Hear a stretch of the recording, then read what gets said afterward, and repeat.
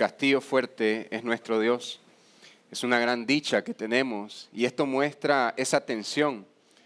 Hay una tensión entre la dicha y la crisis de que Cristo sea nuestro refugio, de que Dios sea nuestro castillo fuerte. Amén, iglesia.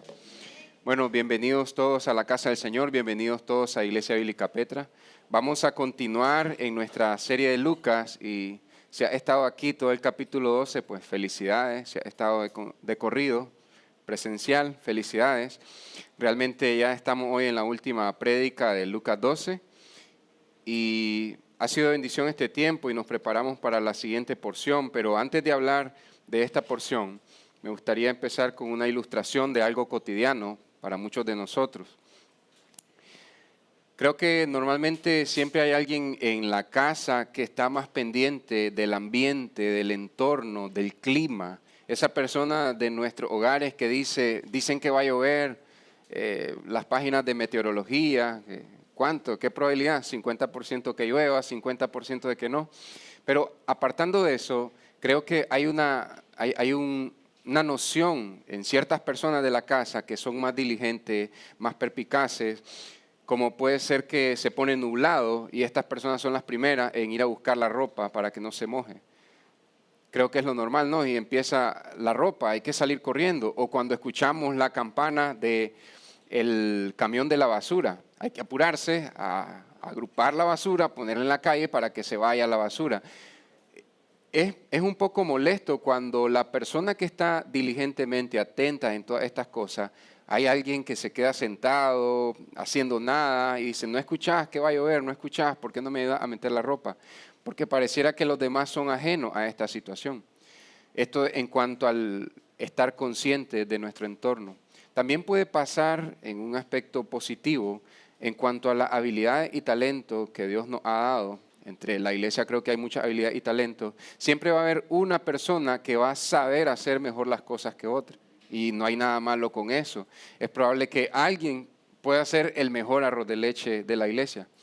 Eso para decir algo del día a día en la cocina. O puede ser también que haya alguien que pueda descifrar una partitura musical. Y el resto solo sabemos do y sol. También son habilidades especiales. Puede haber alguien aquí que sepa leer los elementos básicos de un examen de laboratorio con una muestra de sangre, de orina y demás.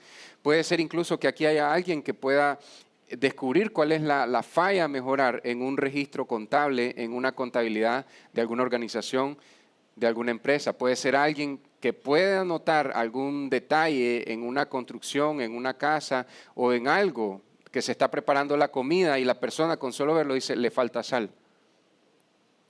Para muchos aspectos, aquí hay muchas personas que tienen habilidades y son precisos en cosas cotidianas, donde podrían ser catalogados como expertos, ya sea en cosas del hogar o en cosas de profesiones y oficios, y otros no. Decimos, ¿cómo hace? A mí me pones en una tabla de Excel y yo no puedo hallarte la falla en un registro contable.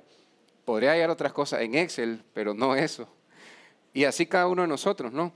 Si alguien hace algo de inglés, puede ser que una persona diga, está mala la redacción, esa no es la palabra correcta. Y uno dice, ¿cómo hace para hallar tan rápido esas cosas? Y así podemos ver en cada una de estas cosas que tenemos cierta noción, incluso somos diligentes para muchas habilidades. Decían mis hijos, uno de mis hijos decía, ¿será que hay algunas personas que sean muy ordenadas y precisas, meticulosas en algo puntual, pero todo lo demás en su vida sea desordenado? Sí, pasa muy seguido. Pero probablemente hay algo en lo que te especializas y por otro lado hay algo en lo que eres muy cuidadoso más que el resto. Y eso causa frustración, ¿no? Porque los demás no están pendientes que si acabo de limpiar y abren las puertas, se mete el polvo, se mete aquí, se mete allá, no. Hay esa sensación, y puede ser para algo profesional, algo de oficio o algo del hogar, hay esa sensación de que algunas personas tienen mayor facilidad para interpretar su entorno. Amén. Quiero hablarte un poco de eso y quiero que lo veas también cómo Jesús lo lleva a otras áreas sin condenar la habilidad para interpretar el entorno. Amén. Porque tampoco se trata de eso. Me gustaría que tengan a mano ahí el texto, vamos a orar, pero sí tengan ahí a mano Lucas 12, 49 al 59. vamos a orar al Señor y luego damos lectura a Lucas 12, 49 al 59. Oremos. Señor y Dios, gracias por esta mañana que nos das, que podemos cantarte aquí en tu casa, Señor. Gracias, Padre, porque nos has llamado a vida eterna para vivir todos los días contigo, no solo un día en la semana, no solo 2 días en la semana, sino como decían los reformadores y los puritanos, coram Deo, en cada día, en todo momento, vivir cerca de tu presencia. Ayúdanos, Señor, a entender, a interpretar correctamente ese gran privilegio que le costó sangre, sudor y sufrimiento a Jesucristo para darnos eternamente un lugar en el Padre, cerca del Padre, del regazo del Padre, en la casa del Padre, a como lo expresa la Biblia, Señor. Ayúdanos a entender que Jesucristo no murió para que 2 veces por semana digamos que castillo fuerte es nuestro Dios, sino para que lo digamos en cada momento y que podamos gozar de tu presencia, Señor.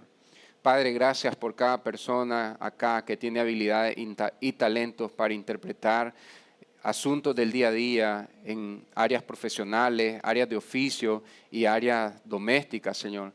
Pero te pedimos que seamos rápidos y diligentes para prestar atención a toda la obra de Cristo, el cual vino a morir en la cruz, el cual vino a anunciar el juicio y el cual volverá a consumar la salvación y a ejecutar el juicio final. Guíanos en esta porción, Señor, úsame, dame palabras para tu pueblo y que sea todo para tu honra y tu gloria y para la edificación de nuestras vidas, que tanto necesitamos de ti. En el nombre de Jesús, amén y amén. Amada iglesia, el día de hoy vamos a estar en Nueva Traducción Viviente. Si tienes tu Biblia, te animo a seguir el texto en tu Biblia y si no, también puedes leerlo en la pantalla. Lucas 12, versículo 49, el título en la Nueva Traducción Viviente, el único título con el cual termina todo el capítulo, dice Jesús causa división. Yo he venido para encender con fuego el mundo y que quisiera que ya estuviera en llamas. Me espera un terrible bautismo de sufrimiento y estoy bajo una carga pesada hasta que se lleve a cabo. ¿Piensan que vine a traer paz a la tierra? No, vine a causar división entre las personas. De ahora en adelante las familias estarán divididas, 3 a mi favor y 2 en mi contra, o 2 a favor y 3 en contra, refiriéndose a él mismo. Dice el 53, habrá divisiones, el padre estará contra el hijo y el hijo contra el padre, la madre contra la hija y la hija contra la madre, la suegra contra la nuera y la nuera contra la suegra. Amén. En esta ocasión es por la causa de Cristo. 54. Entonces Jesús se dirigió a la multitud y dijo, estuvo hablando con los discípulos, ahora habla con la multitud. Cuando ustedes ven que se forman nubes en el occidente, dicen, viene la lluvia, y tienen razón. Cuando sopla el viento del sur, dicen, hoy será un día de mucho calor, y así sucede. Necios, probablemente tu versión diga hipócrita, más fiel al original. Saben interpretar las señales del clima en la tierra y en los cielos, pero no saben interpretar los tiempos presentes. Esta es una preocupación de Cristo en cuanto a las multitudes que lo seguían. ¿Por qué no pueden decidir por ustedes mismos lo que es correcto? Cuando vayan camino al juicio con el que los acusa, traten de resolver el asunto antes de llegar. De no ser así, su acusador podría arrastrarlos ante el juez, quien los entregará a un oficial que los meterá en la cárcel. Y si eso sucede, no los pondrán en libertad hasta que hayan pagado hasta el último centavo. Amén. Creo que se notan 2 cargas que está Jesús cargando desde aquí hasta la crucifixión. Una de ellas es que tiene que morir y la otra de ellas es la reacción de la mayoría. está refiriéndose a las multitudes, está refiriéndose a las masas. El mismo Jesús que sintió compasión por las multitudes, por la muchedumbre, cuando tenían hambre, sentía compasión. Cuando miró que estaban como ovejas sin pastor, sintió compasión por ellas. El mismo Jesús que siente compasión por las grandes masas de sus seguidores es el que está calificado para señalar una falla en las multitudes. Amén.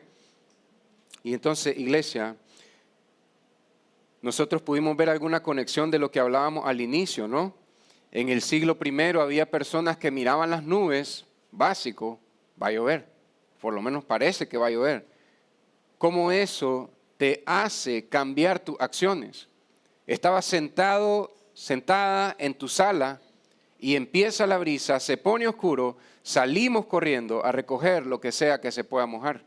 Hay esa acción inmediata por causa de un cambio en el entorno que acabas de interpretar. Y eso es lo que Jesús trae aquí a colación en esta porción. Ustedes miran que pasa algo y cambian sus acciones en lo natural, en el cielo, en el clima, en el sol, en el viento.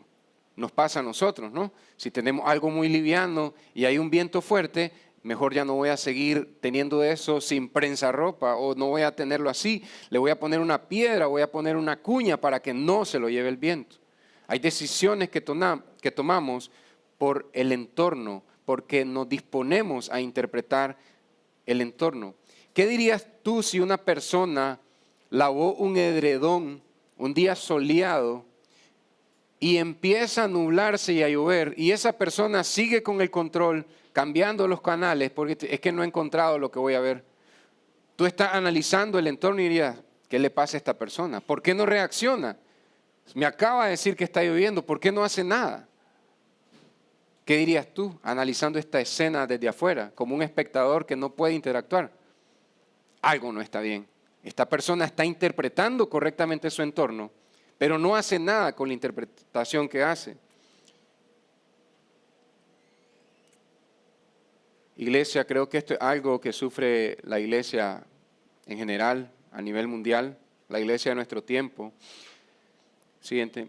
Con frecuencia, el regreso de Cristo suele ser desestimado. O sea, vimos que nosotros, a pesar de estar en un contexto de sana doctrina, no hemos pensado lo suficiente que un día Cristo regresará. Lo cantamos, lo hemos leído, lo creemos, pero no pensamos en ello lo suficiente. Y muchos de ustedes se han dispuesto a vivir más en torno a que Cristo un día va a regresar.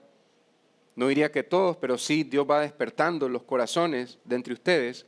Pero lo normal es que se desestima el hecho que Cristo vaya a regresar o incluso se sobrepiensa, se piensa demasiado a tal punto de presentar la segunda venida de Cristo como una escatología de periódico.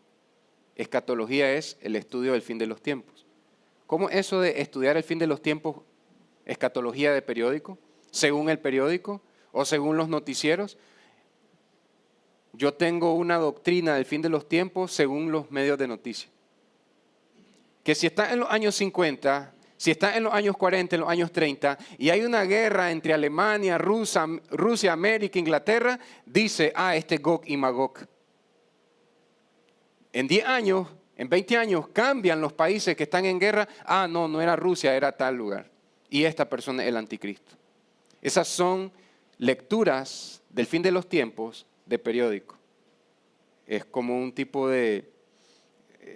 nosotros mismos como cristianos menospreciamos y ridiculizamos ante el mundo el hecho que la Biblia dice que Jesús va a regresar en el fin de los tiempos. No entendemos lo relevante que es la primera venida de Cristo. ¿Cómo así? Estamos hablando de la segunda en la revisión de toda la iglesia a nivel mundial y ahora hablamos de la primera venida de Cristo.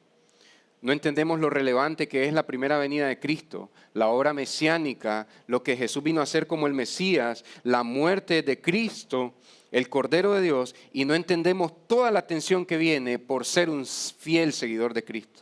Y por eso no entendemos bien su segunda venida. Pero ahora yo te quiero poner otra cosa en la mesa. A nivel general, la iglesia cristiana ha invertido más páginas, más horas, más tiempo de estudio en el fin de los tiempos que en estudiar la primera venida. O sea, la iglesia cristiana, la iglesia evangélica dedica más tiempo a estudiar la segunda venida más que la primera venida. Pero ¿qué es lo que afecta la vida del creyente? El testimonio de Cristo en la primera venida. ¿Sí o no? ¿Qué construye tu fe? ¿Qué construye tu fidelidad al Evangelio? ¿Qué es lo que te hace crecer como creyente? Recordar lo que Cristo hizo en su primera venida. ¿Qué es lo que decide la iglesia en general pasar estudiando en las iglesias? Pasemos estudiando la segunda venida. ¿Qué es lo que tendrá un mayor impacto?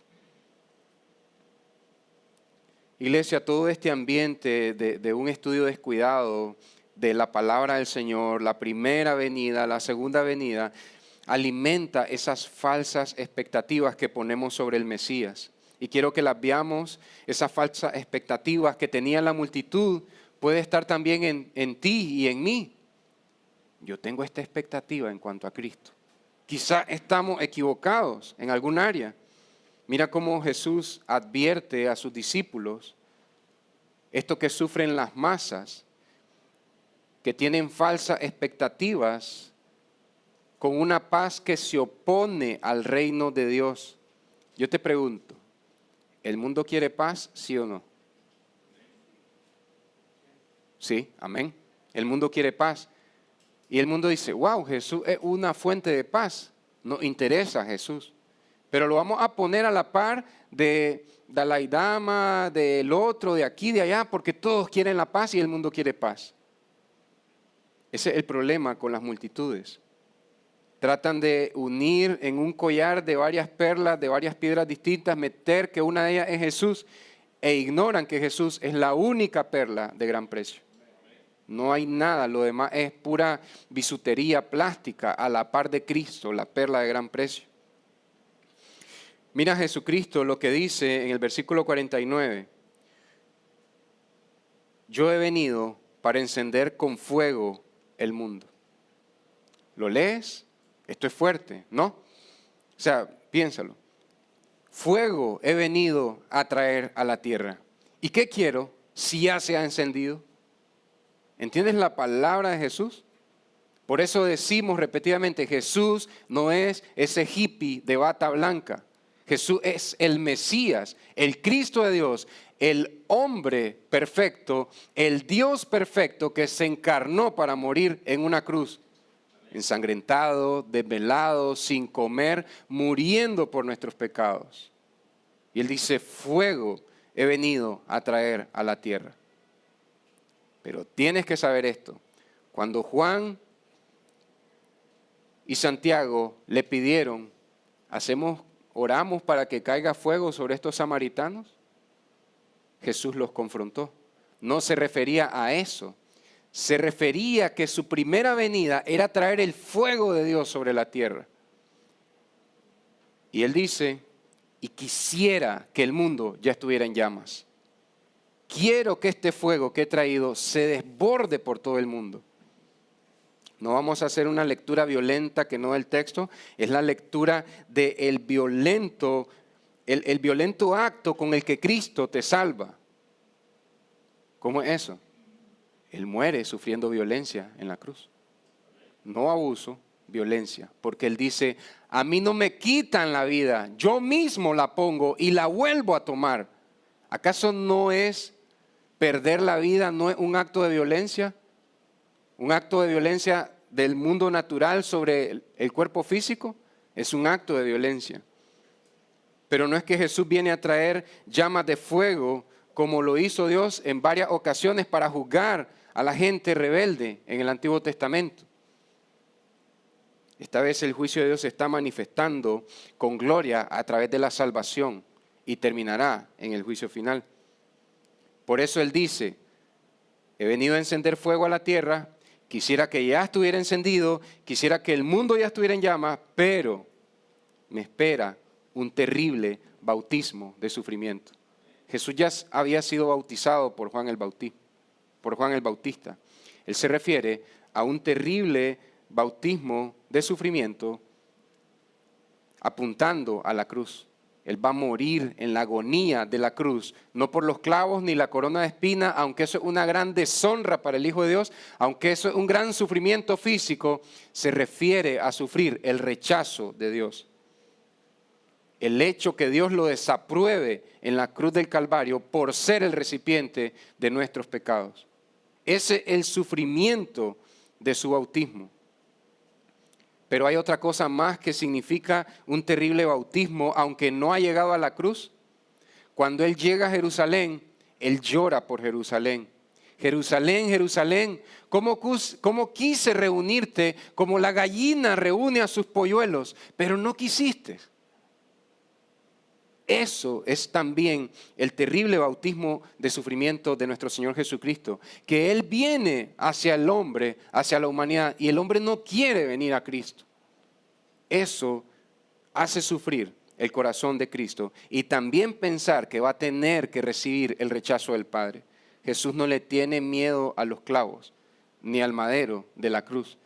Toda su vida pasó entre clavos y piezas de madera. Él no tiene miedo a eso. Más de alguna vez se pudo haber prensado el dedo, hablando de manera así figurativa, o pensando pues como tratando de ilustrar un poco, Él no tiene miedo a un clavo ni a un pedazo de madera.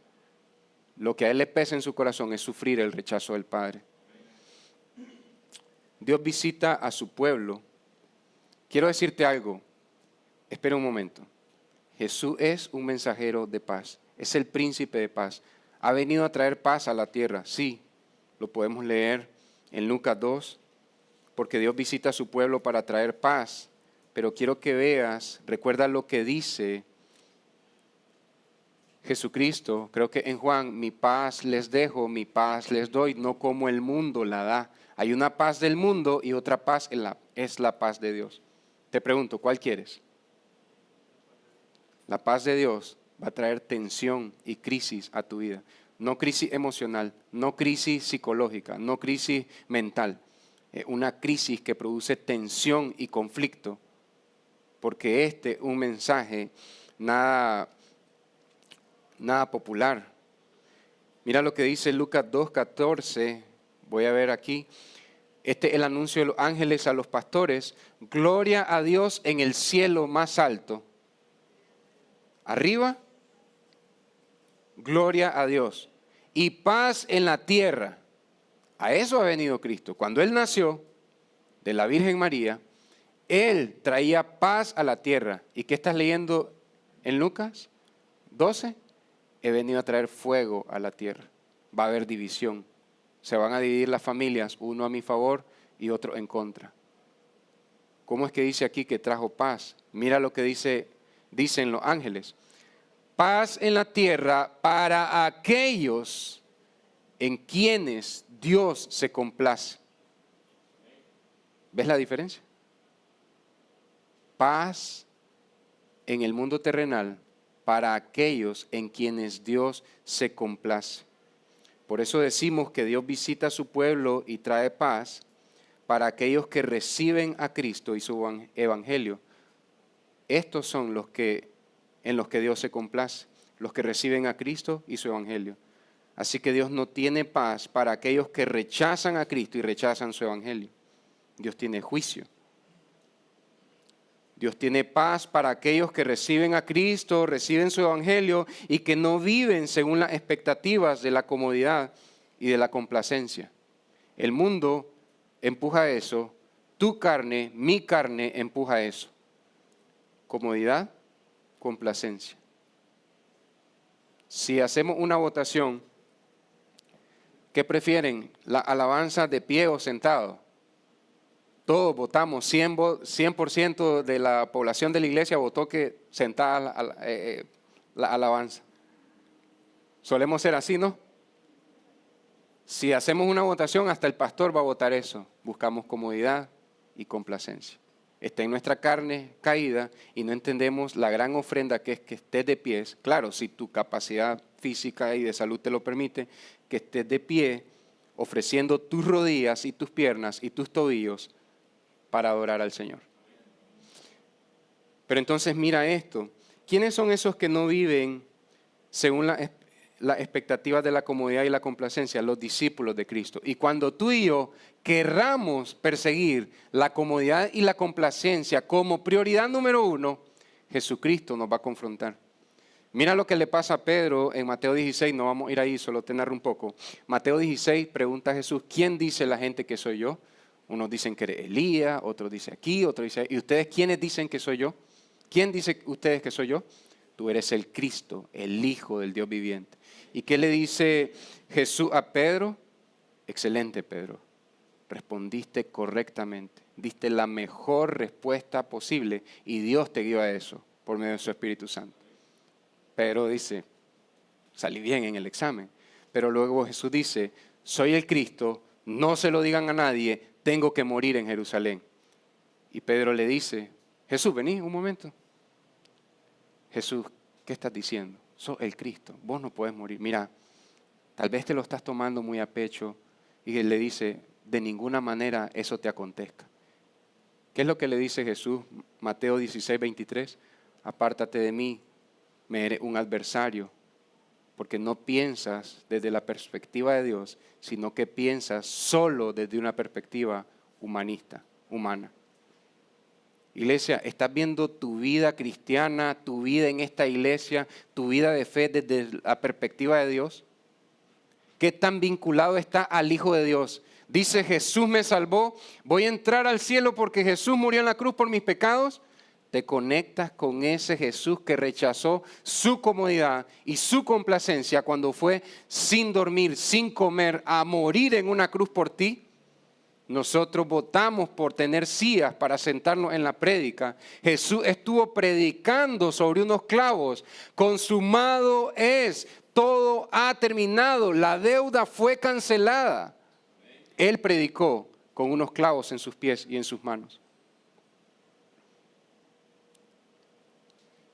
Mira, una frase de Buddy Bauham. Hay que seguir orando para que Dios levante predicadores fieles. Este pastor murió el año pasado. Dice, antes de un poquito de contexto, él dejó una esposa que amaba muchísimo y 9 hijos, 7 adoptados y 2 nacidos natural. 9 hijos adultos, jóvenes, niños, llorando por su padre, pero alegres por el padre que tuvieron. Murió de un infarto, pero creo que no te estoy hablando de cualquier cristiano. Si ya te dije que tenía 7 hijos adoptados y 2 naturales, ya te imaginas el tipo de cristiano. La cruz no es un símbolo de tolerancia, porque la gente dice, no, Jesús murió por los pecados. Tenemos que ser pacientes con los pecadores. Por favor, si pueden enfocarse en la prédica.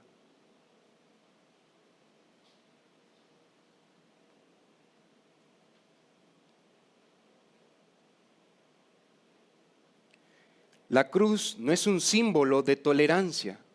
Tenemos que dispensar nuestros pecados porque Jesús murió y hay que perdonar al mundo porque el mundo quiere ser aquí, quiere ser allá. Es una declaración de guerra contra el pecado, contra mi pecado y tu pecado. No debemos aceptar la versión defectuosa, castrada y antibíblica del amor del mundo. ¿Cuál es esa versión de la cruz que tiene el mundo? Que ve cualquier desacuerdo, cualquier confrontación como intrínsecamente falto de amor. ¿Qué quiere decir esto último? No aceptes la versión de la cruz donde dice esta versión de la cruz, si hay confrontación, si hay desacuerdo, entonces ahí no está el amor de Dios. No acepte esa versión de la cruz. Jesús murió no solo porque amó y ama a los hombres, no, porque aborrecía el pecado que estaba echando a perder a los hombres, el cual venía de su corazón rebelde. Toma una postura radical frente a Cristo. Toma una postura definitiva frente a Cristo. Que se sepa claramente tu distinción entre lo blanco y negro, no para volverte a alguien que reprocha con legalismo el pecado de los demás. No, eso le pasó a uno de los reyes, no recuerdo ahorita el nombre, que él empezó a derribar los ídolos de las casas de Israel, menos los de su casa. No se trata de eso. Toma una postura radical frente a Cristo en cuanto a tu propia vida y luego hacia los demás. Mira lo que pasa en el versículo 52 al 53.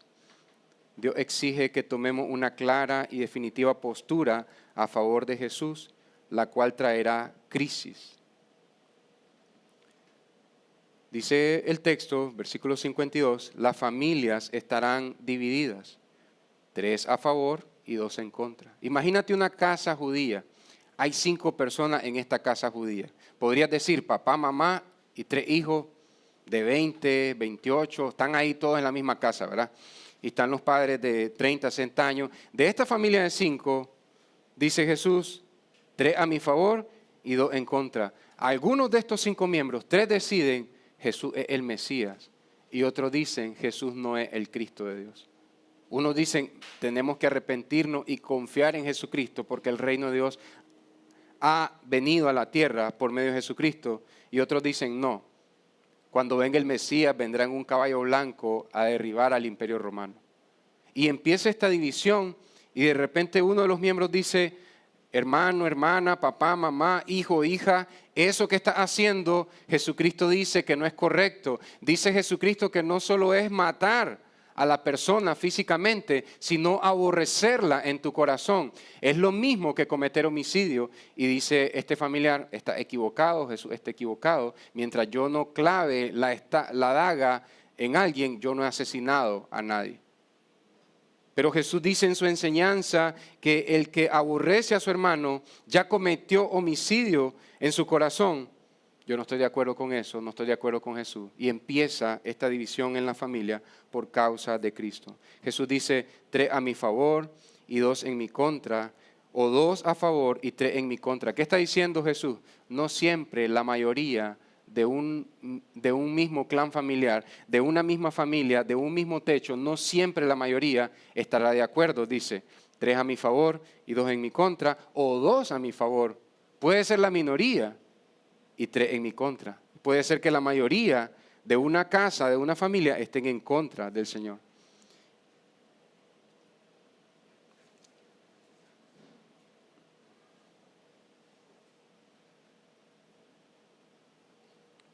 Habrá divisiones, el padre estará contra el hijo y el hijo contra el padre. Imagínate, un papá decide seguir a Jesús, el hijo no. En el otro escenario, un hijo decide seguir a Cristo y el papá dice que no, que él va a seguir con su rabino esperando un Mesías poderoso que se siente en el trono de Judá en su primera venida. Una madre estará contra la hija, quiere decir que la mamá va a decidir por Cristo y la hija no. Otro dice, y la hija contra la madre, en este caso la hija decidirá por Cristo y la mamá no. La suegra contra la nuera y la nuera contra la suegra. ¿Qué es lo que te estoy diciendo? Estas personas deciden por Cristo y otros deciden rechazar a Cristo. No es cuestión de justificar, cuando mis familiares me atacan es porque yo sigo a Cristo. No, yo tengo que ser claro y honesto. ¿Me están atacando porque tengo un mal carácter y porque di un mal testimonio de Cristo? ¿Me están atacando porque dije algo que ofende a Dios? Entonces no puedo decir que eso es lo mismo que me están atacando por seguir fielmente a Cristo. Son dos cosas diferentes. Tenemos que tomar una postura radical frente a Cristo. Y tienes que saber esto, tomar una postura radical frente a Cristo producirá una tensión que nos sitúa entre la dicha y la crisis. No es que si te decides por Cristo vas a sufrir una crisis mental. Van a venir las crisis. Cuando decides ser fiel a Cristo en tu casa, una crisis puede ser, ahora estoy teniendo que esforzarme por entender y leer mi Biblia, una disciplina que no hacía antes. Ahora estoy diciendo que no y me han rechazado por decir que no a esto que ofende a Dios. Entonces esto trae crisis a mi vida. ¿Entiendes la diferencia? No hay cabida para una postura neutral, pasiva y cómoda. Aquí entran muchos cristianos que dicen Jesús es amor, Jesús es paz, por eso yo nunca confronto a nadie. Soy una persona tan pacífica, quizás no eres pacífica, quizás eres una persona que busca la paz porque ama su comodidad, ama la seguridad de no estar en confrontación con nadie. dice el punto número 1, la visitación de Dios en Cristo genera crisis y exige una postura delante de Él. El hecho que Cristo, esto es lo que quiere decir Jesús cuando dice, fuego he venido a traer a la tierra. La visita de Dios por medio de la persona de Cristo genera crisis en la tierra y exige una postura ante Él. ¿Esto es algo bueno? ¿Es algo negativo? ¿Es algo malo? Depende. Jesús dijo que se exige una postura y el resultado va a ser 3 a mi favor, 2 en mi contra, o 2 a mi favor y 3 en mi contra. Exige una postura ante Él, ya sea de rechazo o de aceptación. No hay nadie en el mundo que sea neutral. Cuando le preguntan a los famosos, ¿vos crees en Jesús? Y dicen, no tengo problemas que la gente cree en Jesús, apruebo muchas de sus enseñanzas, pero no seguiría a Jesús. Yo soy algo neutral en cuanto a Jesús, no soy como esos ateos que atacan a Jesús. Esa persona no es neutral. Mientras no reciba a Cristo en su corazón, esta persona está en enemistad en contra de Dios, rechazando al Hijo de Dios. No hay posiciones neutrales. Jesús dijo, mira bien, no dijo 2 a mi favor, 2 en mi contra y un voto neutral. O están a mi favor o están en mi contra. Entonces la visitación de Dios en Cristo genera crisis y exige una postura ante Él. Ahora, iglesia, ¿cómo saber si yo soy una persona que se hace la persona pacífica, pero realmente busco mi comodidad? Una manera de examinarnos a nosotros mismos, si buscas la paz que evita la tensión que por naturaleza trae el reino de Dios, por amor a lo cómodo, te vas a perder de las bendiciones que hay en Cristo. El término no sería pacífico, el término sería pacifista. Eres un pacifista porque amas tu comodidad. ¿No has escuchado gente que dice así? No discutan, no discutan, porque me roban mi paz y amo mi paz. Pero a veces esa discusión es para defender a un débil que están agrediendo o abusando de él. Pero no hay que discutir porque Jesús es paz y amor. Ese era el lema de los hippies, ¿no? Paz y amor. Y la gente confunde el evangelio de los hippies con el evangelio de Jesucristo. Una de las implicaciones de la visitación de Dios es que Cristo trajo un fuego. Él mismo lo dijo, fuego he venido a traer a la tierra. Un fuego que conmocionó a los hombres y también desbordó una inmensurable gracia cuando Jesús tomó nuestro lugar en la cruz del Calvario. Recuerda esto, porque uno dice, ¿quiere decir que Jesús viene a la tierra y provoca la división? Sí, a causa del pecado en nosotros. Uno estaremos rindiendo nuestras vidas a Cristo y otros rechazando los términos de Dios y rechazando a Cristo. Recuerda cómo murió Jesús. Recuerda esto, porque yo puedo decir, amo mi comodidad, amo complacerme a mí mismo y amo a Cristo, porque Él murió por mis pecados. Eso no tiene sentido. O sea, nos puede gustar la comodidad, nos puede gustar la complacencia, pero esas dos cosas no pueden tomar el primer lugar en nuestras vidas.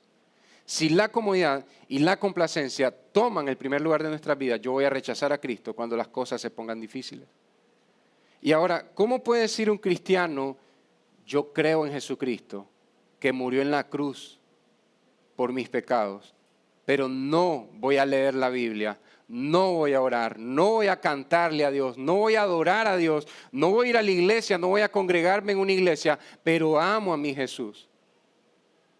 Te pregunto, esa misma sangre que derramó Jesús y que dices que la derramó por tus pecados, ¿no la derramó también por la iglesia a la cual menosprecias y rechazas?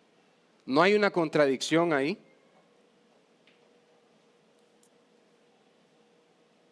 Revisa el tipo de paz que buscas y priorizas. No solo tú, todos nosotros debemos de buscar. ¿Cuál es la paz que yo busco? Yo priorizo la paz porque dice Jesucristo, bienaventurados los que buscan la paz Entonces tenemos que examinar qué tipo de paz, porque Jesús dice, el mundo tiene una paz. Bienaventurados los que buscan la paz. Revisa qué tipo de paz es la que buscas y priorizas. ¿Eres neutral y pacifista? Para Jesús no hay neutrales. Solo hay mis seguidores y los que me rechazan.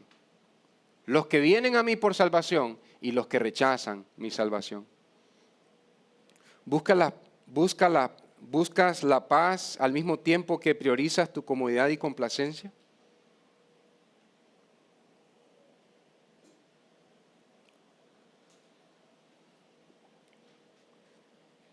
¿Has comprendido que tu lealtad a Cristo producirá crisis en tu hogar?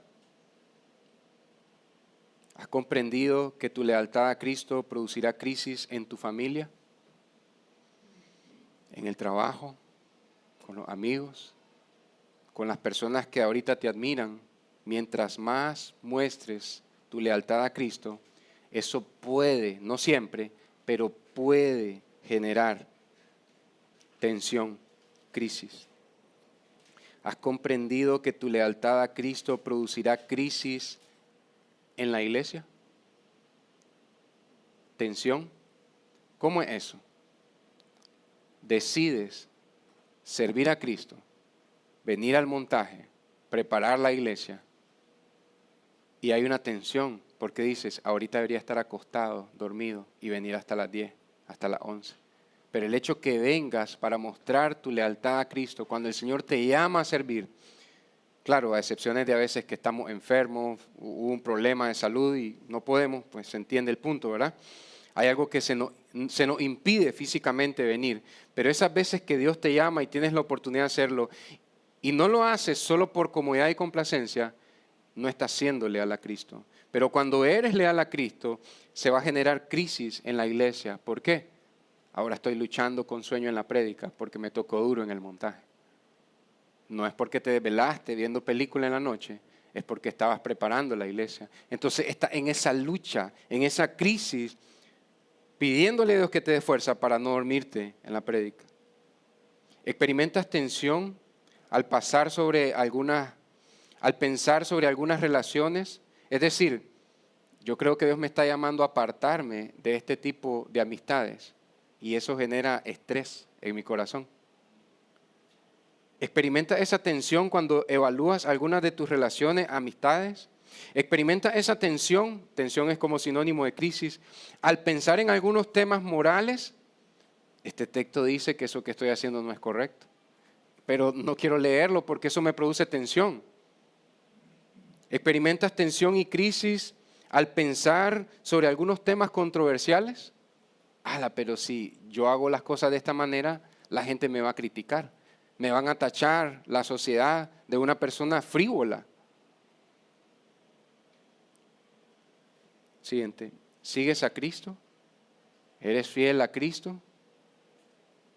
Ya sabes lo que Jesús dice acerca de los que siguen a Cristo. Nadie puede ser mi discípulo a menos que me ame a mí por encima de todas las cosas. O sea, no es pecado que ames tu comodidad, no es pecado que ames tu complacencia. Jesús amó el día de la última cena. Jesús amó también, pero eso obviamente obedece a la crucifixión. Jesús amó cuando cenó en la casa de Mateo. Había rica comida, buenos cojines. Amó cuando estuvo en la casa de Zaqueo. Había buena música, buenos cojines, buena comida. Jesús amó esos tiempos cuando estaba comiendo pescado asado con sus discípulos. Juan 21, creo que es Juan 20, Juan 21. Jesús amó esos tiempos, pero nunca amó más la comodidad y complacencia, más que hacer la voluntad de Dios. Ahí es donde entra el pecado. El pecado no es amar la comodidad y la complacencia, es cuando eso lo amas más que a Dios. Interpreta los tiempos a la luz de la misión de Jesús, el Mesías.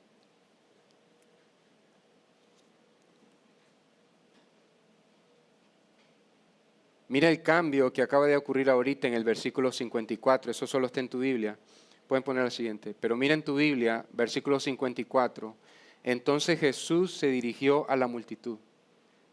Si lees bien y te vas al 22, verás que dice el 22, Luego, dirigiéndose a sus discípulos, Jesús todo este tiempo, hasta el versículo 53, estaba hablando con sus discípulos. Todo lo que acaba de decir Jesús, división, tensión en el hogar, tensión en la casa, era a sus discípulos. Ahora llega al 54 y dice el 54, entonces Jesús se dirigió a la multitud y dijo, hasta ahorita Jesús ya no solo habla con sus discípulos, sino con los discípulos y con la multitud. Este es algo muy importante. Y aquí es donde les dice, cuando sopla el viento del sur, ustedes dicen, hoy será un día de mucho calor, y así sucede. Quiero que notes que Jesús no está condenando el hecho que hay personas que tienen habilidades, que tienen sagacidad, que son inteligentes, que son hábiles. Jesús no está condenando eso. Él dice, ustedes dicen que va a pasar, y así ocurre. Ustedes son buenos leyendo lo que hablábamos al inicio, ¿no? Ustedes pueden interpretar una receta de cocina, solo la leen, solo la ven en YouTube y ya pueden replicarla en su casa. Ustedes saben que cuando se pone nublado viene la lluvia y hay que meter la ropa. Ustedes saben leer en inglés mejor que cualquier persona de su grupo. Ustedes saben leer partituras musicales. Ustedes saben leer exámenes médicos. Ustedes saben armar una buena guía para conocer lugares en Managua, en Nicaragua. Ustedes saben todas estas cosas que nadie más sabe. Pero luego le dice en el versículo 56, hipócritas. No es como el caso de los fariseos. Es que la palabra en griego tiene un alcance increíble. En la Nueva Traducción Viviente dice necios.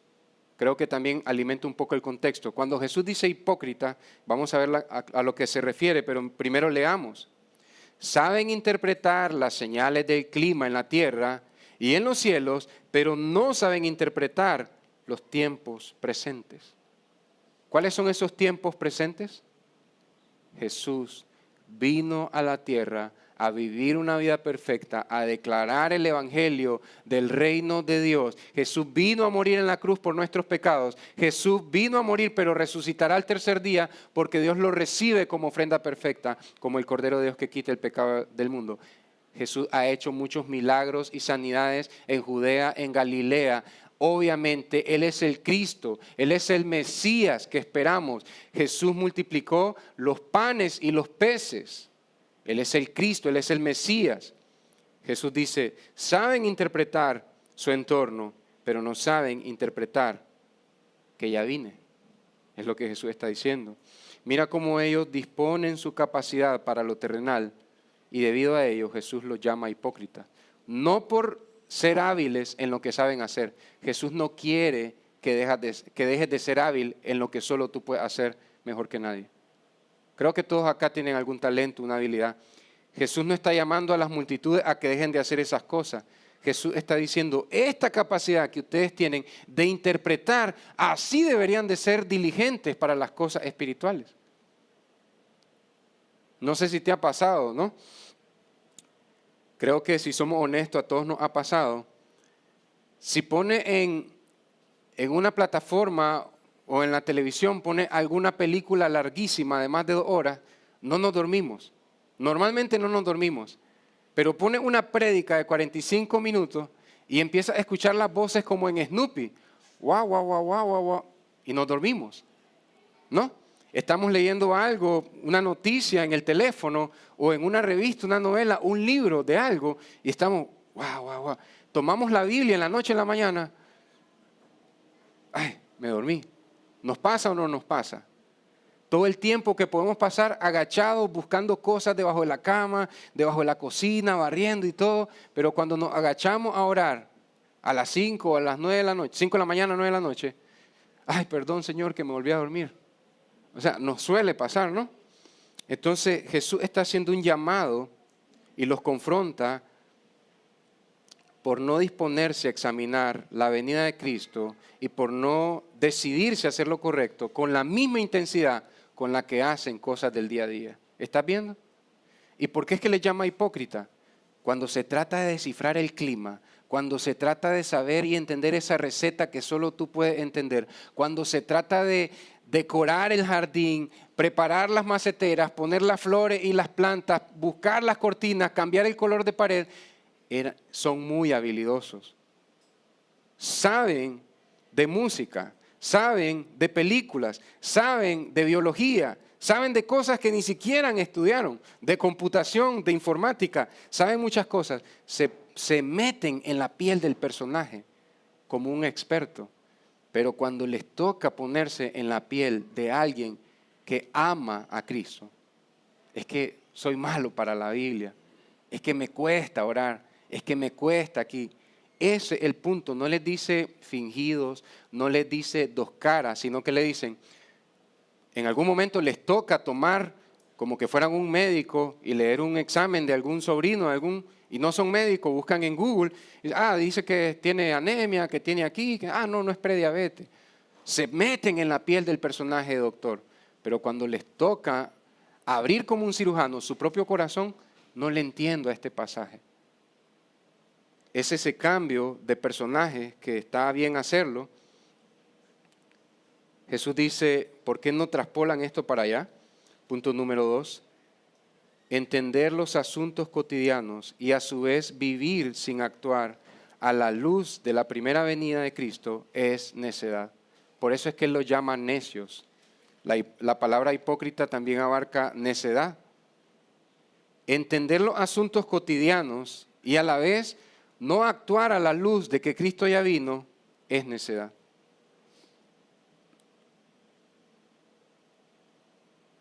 ¿Cómo es eso? Creo que ya hemos desarrollado bien el tema, pero pregunto, ¿cómo se puede ver que yo estoy entendiendo hábilmente las cosas del día a día, pero que no estoy actuando a la luz de la primera venida de Cristo? Esto va en la siguiente relación. Yo creo que Jesús murió por mis pecados. Amén. Jesús murió por nuestros pecados. Amén. Él murió en la cruz para hacerme libre de ese pecado. Amén. No solo para entrar al cielo, para ser libre. Pero cuando se trata de vencer ese pecado, es que no puedo. Ahí yo no creo que la sangre de Cristo tiene poder para que yo venza ese pecado. Entiendo que la sangre de Cristo fue derramada para cubrir mi maldad, pero no para dejar de hacer esa maldad. ¿Qué significa eso? Entiendo los asuntos cotidianos, pero mi entendimiento del sacrificio de Cristo es flojo, es débil, es incompleto. Y eso es necedad. Otra aplicación. Entiendo que Cristo murió para salvar a hombres y mujeres de toda tribu, lengua y nación, de toda la época, y eso me incluye a mí, y Jesús murió para derramar la sangre por el pueblo de Dios. Amén.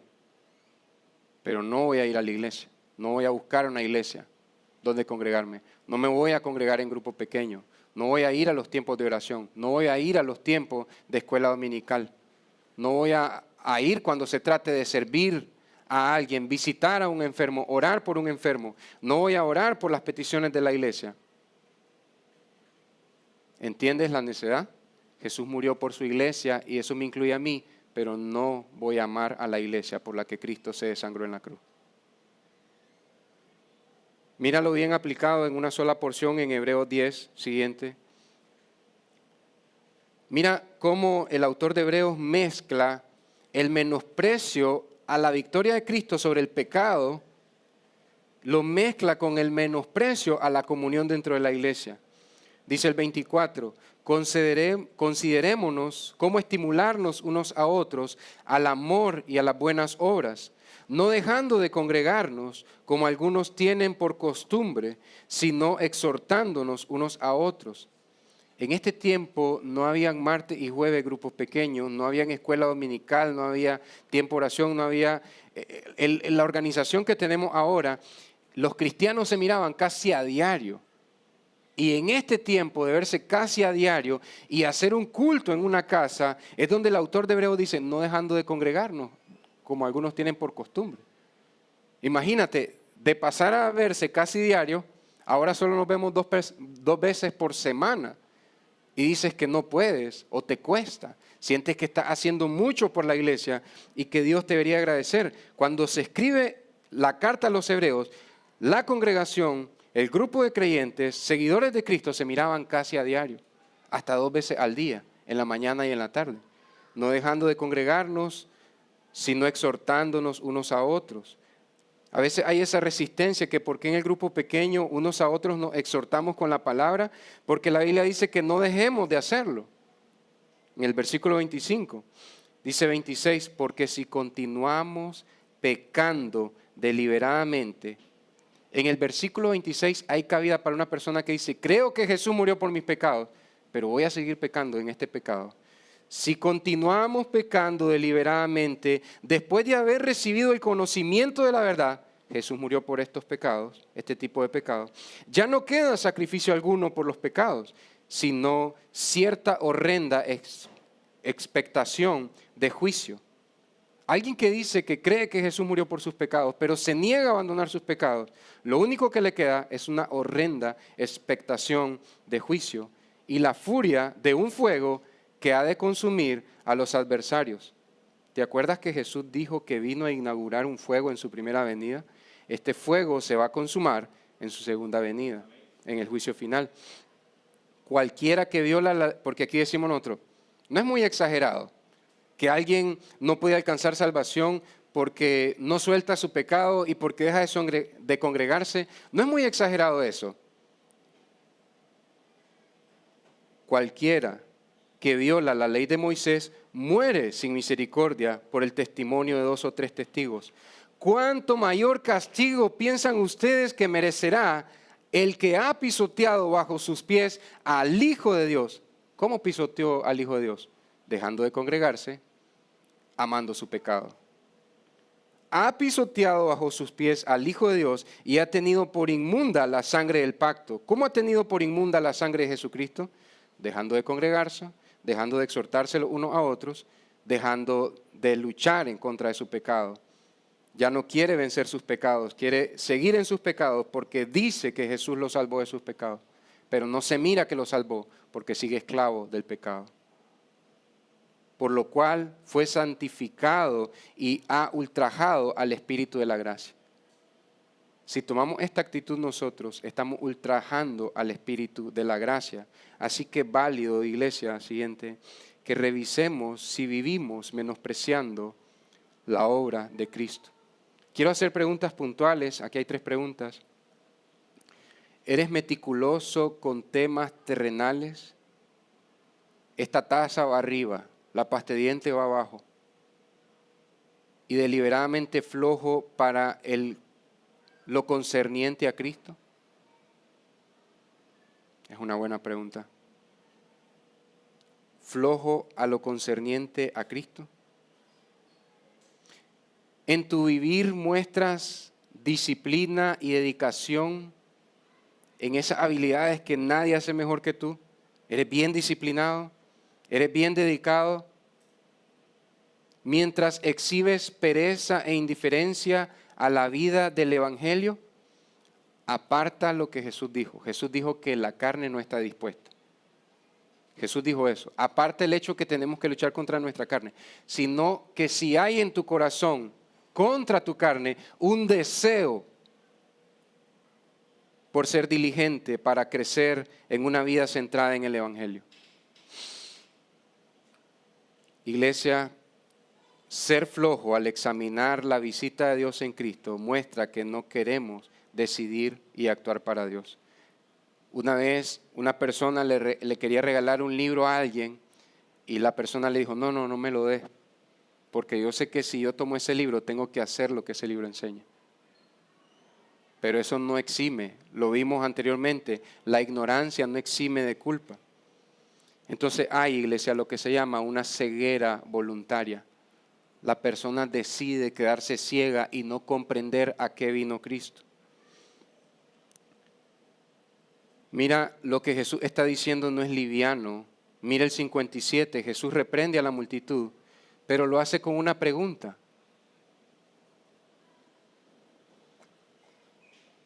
La multitud está alrededor de Jesús. La multitud viajó 2 horas caminando, en caballo, en burro, en lo que sea, 2 horas para ver a Jesús. Y están las multitudes ahí. Queremos conocer a Jesús, queremos ver a Jesús. Y Jesús les dice, ¿por qué no pueden decidir por ustedes mismos lo que es correcto?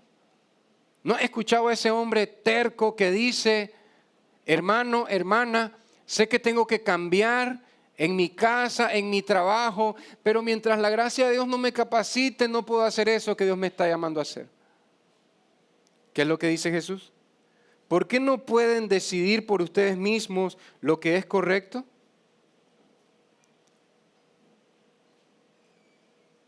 Jesús está diciendo, si ya vine, el hombre y la mujer adquirieron la capacidad de hacer lo correcto porque ya vino el Mesías. Eso aplica para nosotros 2000 años después.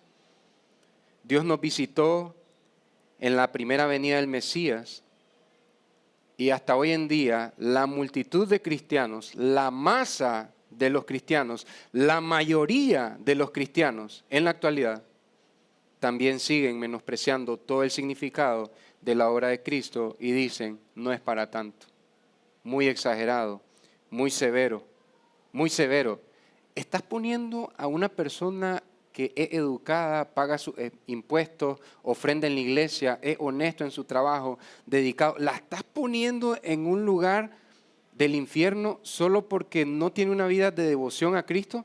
Yo no estoy haciendo eso. Jesús dijo que aquellos que recibieron la visitación del Hijo de Dios y rechazaron al Hijo de Dios, su castigo será peor que los de Sodoma y Gomorra. Dice, el castigo será más severo para esta gente que el castigo que viene sobre Sodoma y Gomorra.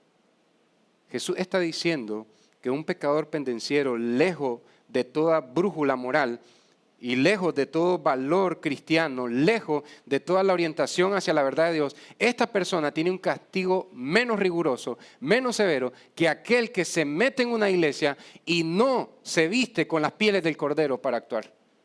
Jesús lo dijo, les digo que el castigo de estos que recibieron milagros y sanidades, de estos que vieron que viene Cristo, será mayor que para Sodoma y para Gomorra.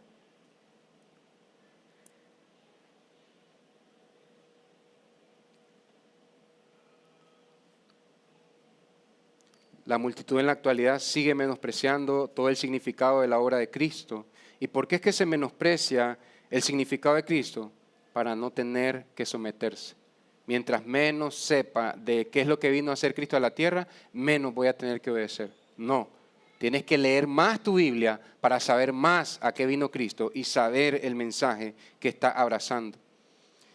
Pastor, no debería hablar tanto de eso porque eso va a desanimar a las visitas, a los nuevos creyentes. Jesús se dio la vuelta y dijo, quien quiera ser mi discípulo, niéguese a sí mismo, tome su cruz cada día y sígame. Nadie puede ser mi discípulo si no me ama más a mí que a su familia. Jesús está delimitando, nadie puede ser mi discípulo si no vive de esta manera. Y cuando los discípulos sentían, los apóstoles, se le pasó la mano a nuestro maestro. Señor, esto que dijiste ofendió a los fariseos, ofendió a la gente. Les pregunta, ¿se quieren ir también ustedes? No les dijo, es cierto, voy a cambiar lo que estoy diciendo.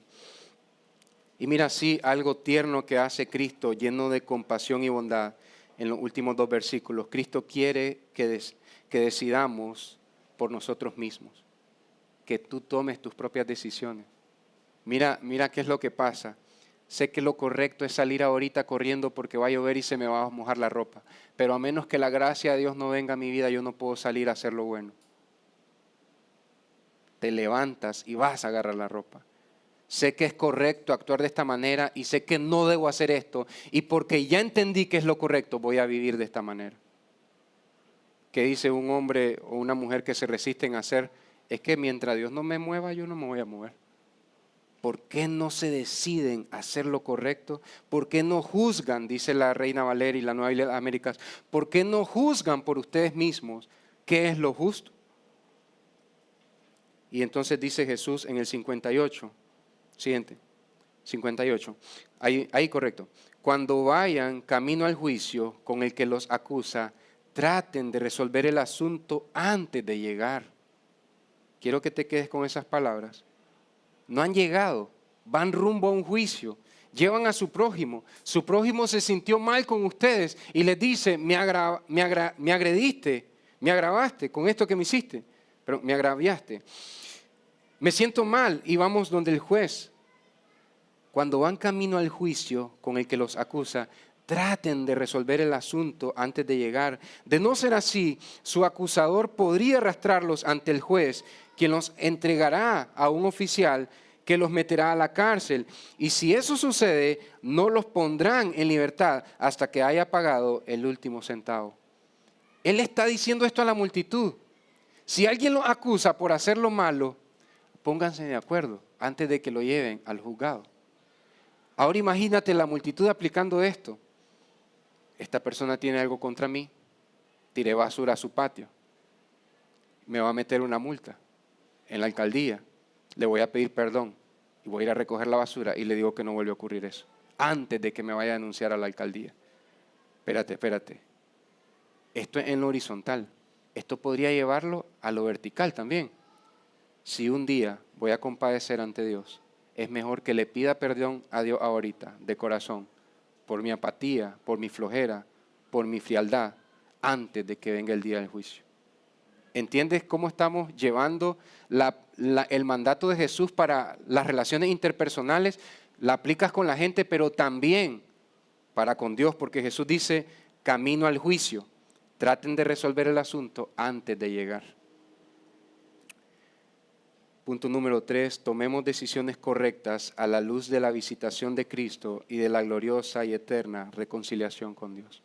Hay una gloriosa y eterna reconciliación con Dios. A la luz de esa gloriosa y eterna reconciliación con Dios, tomemos decisiones correctas. Es triste escuchar cuando alguien dice, es que no puedo decidir por eso porque no tengo la fuerza. Jesucristo dice, ¿por qué no deciden hacer lo correcto? Porque yo ya vine, ya tienen el poder para vencer el pecado. Ya vino un hombre que resistió la tentación en el jardín del Getsemaní y dijo no al fruto prohibido. Jesucristo llorando sangre del estrés. Ya vino un hombre que resistió a la tentación en el desierto y dijo no a Satanás. ¿Por qué dicen que no pueden hacer lo correcto? Porque Jesús ya vino y queda demostrado que un ser humano, él es verdaderamente hombre, puede hacer lo correcto cuando está cerca de la presencia de Dios. Cristo vino a traer fuego a la tierra. La mayoría era hábil en interpretar su entorno.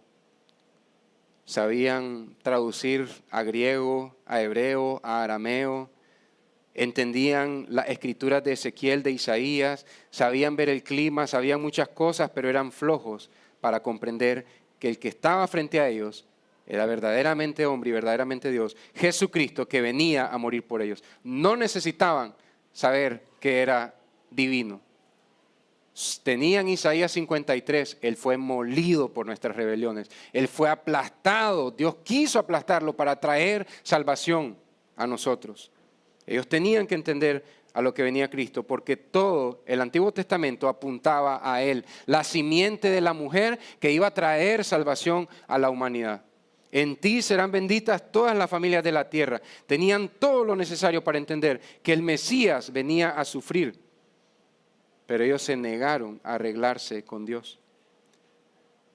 Ahora quiero que evaluemos dos áreas en casos individuales, cada quien tiene que hacerlo en su caso. Reduces la fe, ya sea en desobediencia, ya sé lo que tengo que hacer, pero no voy a dar los pasos de fe, no voy a dar los pasos de obediencia, o con un cristianismo dominical, como se hace en la Iglesia Católica, llegar a misa los domingos, nada más, y hasta que venga el Viernes Santo, Jueves Santo. ¿Reduces la fe a eso?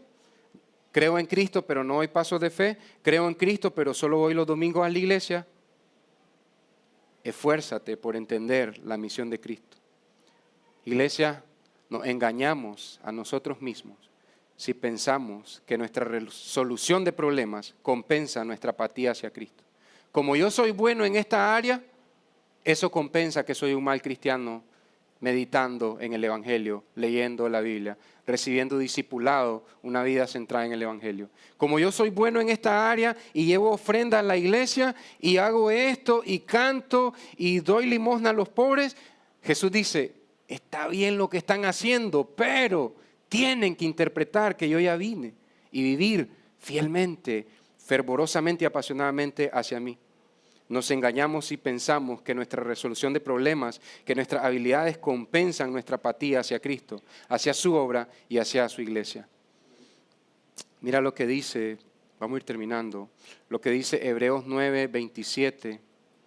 No es la aplicación de toda la prédica, pero sí resume un punto final que Jesús tocó. Se le ha dado al hombre vivir una sola vez y luego de esto al juicio. Contrario a las creencias del hinduismo. La gente piensa que reencarnará en una cucaracha hasta que saque todo su karma. Eso es falso.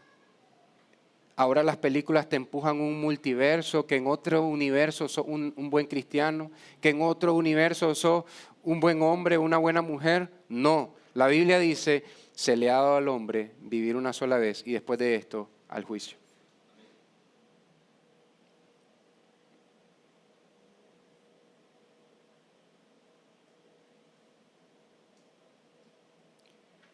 Aplicación. Iglesia, deja de seguir postergando a tu alma. Tu alma es lo más valioso que tienes. ¿De qué le sirve al hombre si gana el mundo entero, si se gana todos los comercios de Nicaragua? Eso es una imposibilidad, ¿no? Nadie puede ser dueño de todo el mundo, porque el resto lo linchamos, ¿no? Pero en esa imposibilidad, ¿de qué le sirve al hombre ganarse el mundo entero si pierde su alma? Deja de seguir postergando a tu alma. Haz lo correcto y ponte a cuentas con Dios. Empieza a vivir sometido al señorío de Cristo. Jesús no dice, esta persona me cae bien, aunque es neutral. No hay neutrales. No hay neutrales. Una vez Josué le preguntó al ángel del Señor, ¿eres amigo o enemigo? Ninguna de las dos dice, yo vengo en nombre del Señor. Jesús no está del lado de una iglesia, del lado de una congregación, del lado de una familia. Jesús no está así. Jesús te está apoyando. No, nosotros tenemos que ir del lado de Jesús. Es lo que le dijo el ángel del Señor a Josué. Aprovecha el tiempo presente, no solo creciendo en habilidades. Eso es bueno, iglesia. Jesús dice, hacen bien. Y así está bien, dice. Pero lo malo es, sino que también medita en la obra redentora de Cristo, prioritariamente. Que no priorizan meditar en lo que vine a hacer. ¿Estás preparado para morir hoy mismo y presentarte ante Dios con la conciencia tranquila de que viviste tu vida plenamente para Cristo? Cuando te mueras y te presentes ante Dios, podrás decir, Señor, todo el tiempo fuiste mi primera prioridad. Cuando me decían, vení, vamos aquí, yo decía, no, es mi tiempo de pasar a solas con Dios. Siempre fuiste mi prioridad, Señor.